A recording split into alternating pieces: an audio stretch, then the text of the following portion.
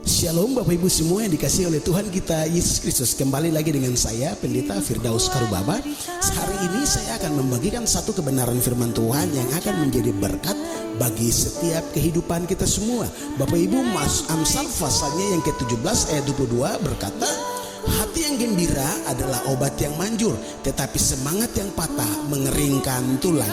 Bapak Ibu, satu hal yang saya pahami dari ayat ini, hati yang gembira adalah vitamin bagi tubuh kita, tetapi semangat yang patah adalah virus bagi diri Anda sendiri. Setiap hari ada banyak persoalan-persoalan yang akan menjadi penyakit, akan membuat kita sakit secara mental, semangat akan melemahkan kita, membuat kita tidak ada semangat, gairah, lemah, atau mungkin putus asa, hilang harapan.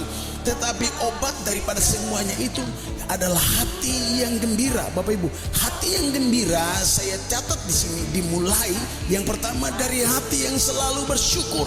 Hati yang gembira dimulai dari hati yang selalu bersyukur kepada Tuhan setiap waktu, karena bersyukur adalah salah satu kehendak Tuhan bagi setiap orang-orang yang percaya kepada Kristus Yesus. Apapun situasi keadaan, besar kecil persoalan, sakit penyakit yang sedang kita hadapi, mungkin persoalan di lingkungan keluarga, perkuliahan, bisnis, usaha, apapun itu dalam karir Anda, apapun realita kehidupan yang kita hadapi, hal-hal yang Tuhan izinkan kita sedang lalui, mungkin tidak sesuai dengan apa yang kita harapkan. Mungkin Anda pergi ke dokter dan dokter periksa Anda sedang mengidap satu penyakit yang berbahaya, tapi firman Tuhan berkata bahwa yang mendatangkan hati yang gembira untuk menghadapi setiap persoalan kehidupan adalah hati yang selalu bersyukur kepada Tuhan. Yang kedua, hati yang selalu percaya kepada Tuhan. Apapun situasi keadaan yang terjadi, tetaplah percaya kepada Tuhan. Firman Tuhan berkata, orang yang percaya kepada Tuhan adalah seperti Gunung Sion yang tidak pernah goyah, yang tetap untuk selama-lamanya. Ketika kita percaya, maka kita tetap kuat, hati kita tetap kuat, iman tetap kuat untuk selalu bersuka cita, bersyukur selalu, berbahagia, tenang di dalam setiap kehidupan kita semua. Hati yang gembira, yang ketiga, dimulai dari hati yang selalu melekat kepada Tuhan. Jangan lekatkan hati kita kepada harta, kekayaan, dosa, situasi, keinginan dunia, harta, kekayaan apapun, karena tidak akan mendatangkan kegembiraan dalam diri kita. Semuanya kegembiraan sesaat, bahagia sesaat saja. Setelah itu keadaan berakhir. Jabatan, ketika jabatannya sudah tidak ada, maka hati tidak akan pernah gembira lagi. Ketika uang sudah habis, maka uang akan membawa kebahagiaan itu, Bapak Ibu.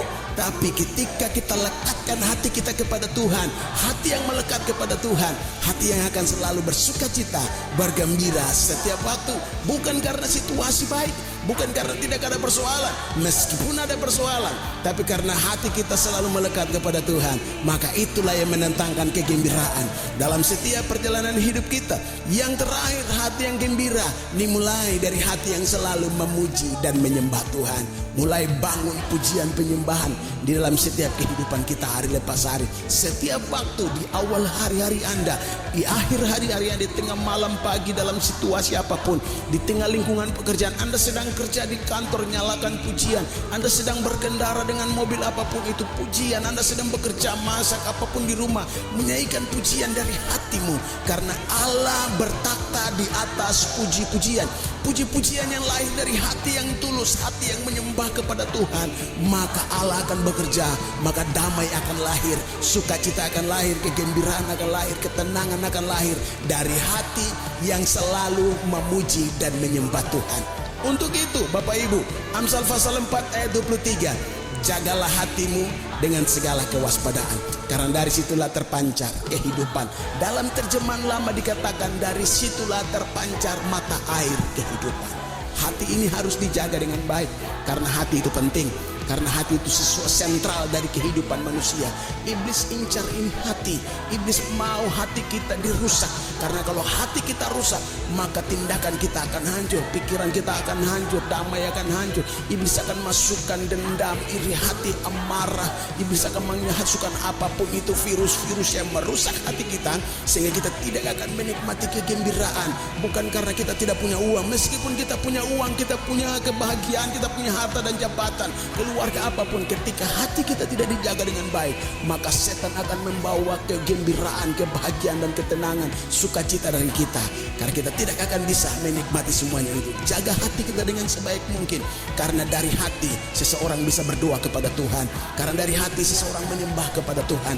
Dari hati seseorang percaya kepada Tuhan. Dari hati seseorang memuji dan menyembah Tuhan. Dari hati seseorang melakukan sesuatu kehendak Tuhan dengan sepenuh hati. Untuk itu penting untuk kita senantiasa menjaga hati kita dengan segala kewaspadaan. Pesan saya, Tuhan mau Anda gembira setiap saat. Tuhan mau kita bersuka cita selalu. Tuhan mau kita menikmati hari-hari dengan penuh ketenangan, kebahagiaan. Bukan karena situasi baik. Meskipun hati ini ada yang sedang sakit, meskipun saat ini ada yang sedang ditipu, dihianati, ada yang sedang mengalami persoalan berat, masalah, apapun yang sedang kita hadapi, yang sedang Anda hadapi saat ini, berita-berita buruk yang sedang kita terima, jangan masukkan itu dalam hati. Karena hati tempat berdiam dua hal. Hati tempat berdiam Yesus Kristus dan Allah Roh Kudus. Yang kedua, hati adalah tempat berdiam firman Tuhan. Untuk kita jaga hati dengan baik. Bapak Ibu, hati yang gembira adalah vitamin bagi diri kita sendiri. Tetapi semangat yang patah adalah virus yang mematikan bagi tubuh, jiwa, dan roh kita. Anda mau bahagia? Anda mau bersuka cita? Anda mau tenang? Anda mau menikmati hari-hari yang penuh dengan kesenangan? Jaga hati kita dengan sebaik mungkin. Tuhan Yesus memberkati kita semua. Shalom.